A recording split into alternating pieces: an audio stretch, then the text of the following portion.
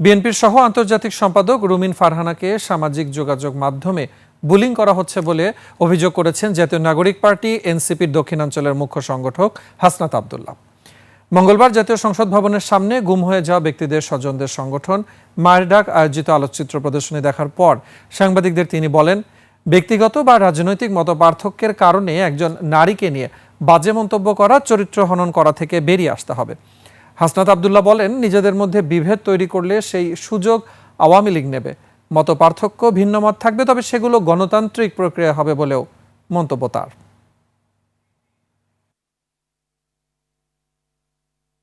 আমাদের রাজনীতিবিদ রুমিন আপাকে সাইবার বুলিং করা হচ্ছে, বিভিন্নভাবে কমেন্টে ওনাকে নিয়ে বাজে কমেন্ট করা হচ্ছে। আমি আহ্বান জানাবো এই ধরনের চর্চা থেকে আমাদের সবাইকে বেরিয়ে আসতে হবে।